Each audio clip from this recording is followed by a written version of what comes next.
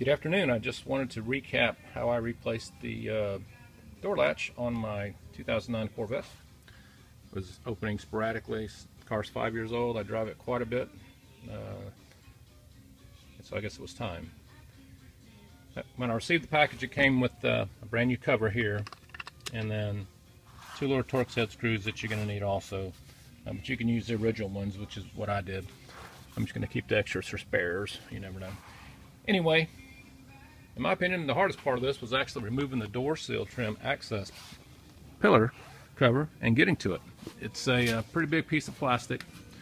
It attaches with 2 clips, one at the bottom, one at the top. It's got a guide pin. But the real trick here is the bottom has a slot that slides under the door seal plate, plastic trim like that, goes under, there's a clip that actually goes through here and into the body. So you're going to need to raise this up properly, the door seal trim plate, which I have another video on, and then this will come out a lot easier. After you do that, to access the switch in the back, there's going to be a piece of cover that GM put in here.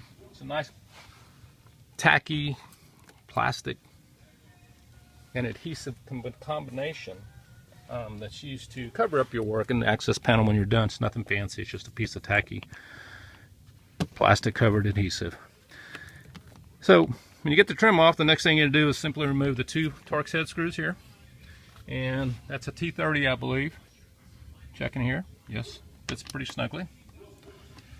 Both came out and they're torqued in pretty tight, so be sure you just be patient and you can get them out.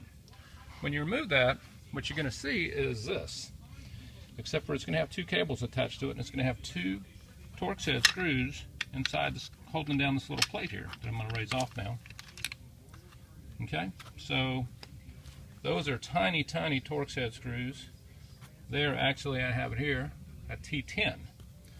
When you remove the access plate, the cables will still be attached to it. They simply come in and go down and through the 2 pieces here that actually activate the switch. When I removed this little arm actually fell out. Don't freak out, it's supposed to come off. The new switch comes with the new arm. I used some of the old lubricant on the new switch too in this area just to make sure it's operating smoothly. Anyway, so you remove the 2 little tiny Torx head screws, remove it off.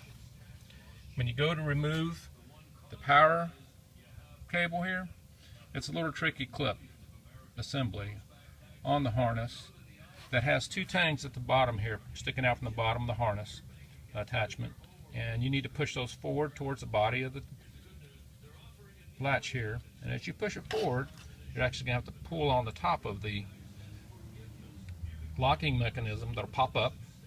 As it pops up, what happens is it's got guides at an angle here that go over these 2 little knobs, and as you pull it out up, it's going to push the harness back out.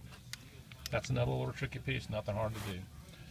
Remove that, attach the remove the 2 bolts. You have it here. All you got to do is put the cover back on it with the cables attached inside the car. When you do that, the assembly will look like this. I can do this for you. It's kind of tricky because there it looks like it's assembled, but it's really not. It actually needs to go down a little further, like that. There you go. When you do that, the whole thing will have the cables on it, connect the power, slide it back in. You want to put the top end first in here, and then slide it up, push it out. You'll be able to use your finger inside of here to raise it up and down and to line it up. I put the bottom bolt in first, that seemed to work best. And then I put the top bolt in, covered up the access panel, and now I just need to reassemble it. Hope this helps you guys. If you have any questions, feel free to leave a post. Thanks a lot. Bye.